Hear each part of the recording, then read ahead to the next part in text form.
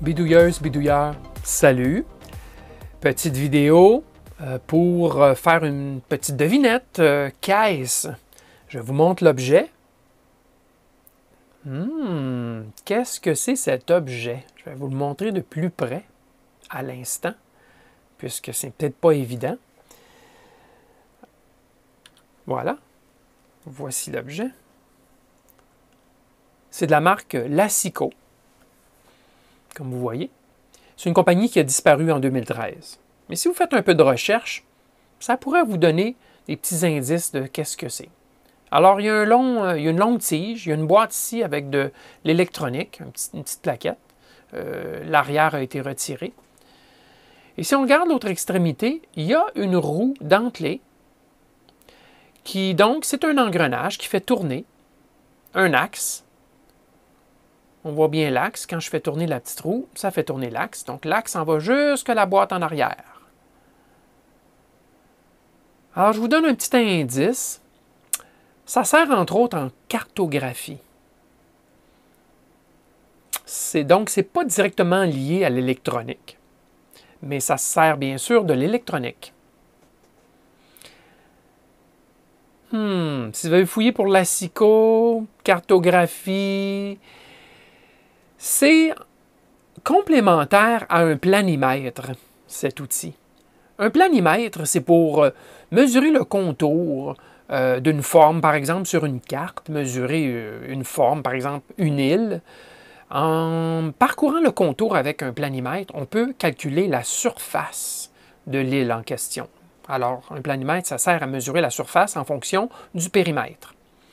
Et bien, ceci, c'est pour mesurer de façon linéaire. C'est donc un outil de mesure linéaire. C'est une sonde de mesure linéaire qu'on fait parcourir en ligne droite autant que possible pour mesurer une distance, entre autres sur une carte. C'est assez utilisé. Et bien sûr, ça fera le calcul avec l'échelle pour savoir la distance en réalité. C'est donc pour faire de la cartographie en général que ce petit outil de mesure linéaire est utilisé. Eh bien, j'ai un aveu à vous faire. Je ne savais aucunement ce que c'était cet outil. J'ai sorti ça d'un sac. Ça m'a été remis, bien sûr, par un de mes trafiquants. Et je n'avais aucune espèce d'idée de ce que ça pouvait être. Alors, un peu de recherche, entre autres en regardant ici le numéro du brevet, un brevet américain, j'ai pu découvrir que c'était quelque chose qui avait un lecteur optique à l'intérieur, donc un encodeur optique. Alors, en fouillant, j'ai trouvé ce qui suit. C'est un brevet, donc, d'un encodeur optique.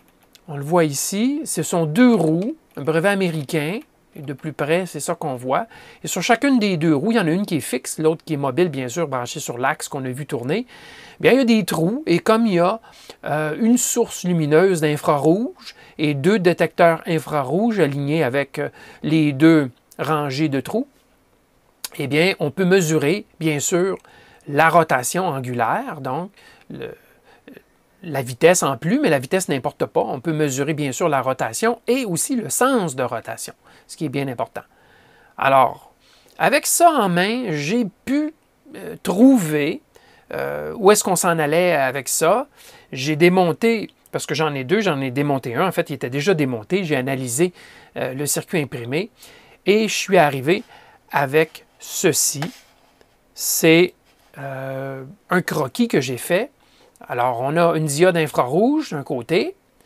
Je limite le courant, bien sûr, à environ 60 à 70 mA. Donc, la diode infrarouge produit une lumière qui passe à travers les deux rangées de trous. Et il y a donc deux photodiodes infrarouges qui détectent les pulsations lumineuses. Tout ça fonctionne à très haute impédance. On doit mettre une résistance d'1 mégohm en série. Il n'y a à peu près pas de courant qui circule. Mais ça produit, compte tenu de l'impédance très élevée, ça produit quand même une amplitude, si on branche l'oscilloscope, d'environ 1 volt. Et on est capable de voir sur chacune des deux sondes ou internes, si vous voulez, là, les deux photodiodes, on est capable de voir les pulsations. Alors normalement, on enverrait ça sur un ampli de transimpédance ou un comparateur ou un amplificateur opérationnel dont l'impédance est très élevée, là. Mais moi, je l'ai envoyé à travers la sonde d'oscilloscope, mais la sonde était branchée sur un compteur universel. Et c'est comme ça que je peux compter les pulsations. Et ben, le circuit à l'intérieur qui m'a inspiré à comprendre, le voici. C'est la petite plaquette qu'il y a dans la tête.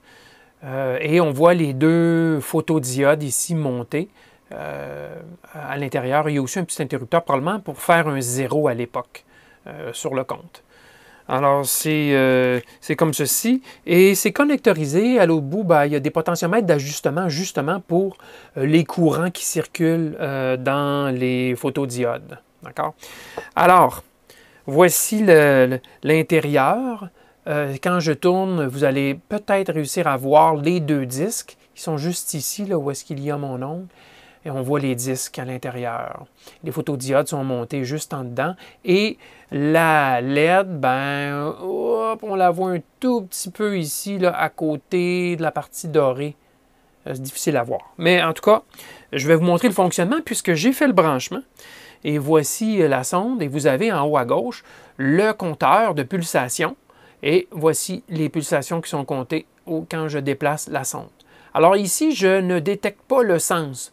Je ne suis branché que sur une des deux photodiodes, d'accord? Et ça vous donne une idée. On compte environ 100 pulsations par centimètre, environ. Alors, ça fonctionne bien. Donc, on parle de 10 pulsations au millimètre. C'est quand même une bonne résolution si on veut mesurer sur des cartes. Par exemple, la longueur d'une rivière, on peut suivre le contour de la rivière et facilement on pourra mesurer avec une bonne résolution les longueurs sur des cartes. Alors, c'est à ça que ça sert, tout simplement.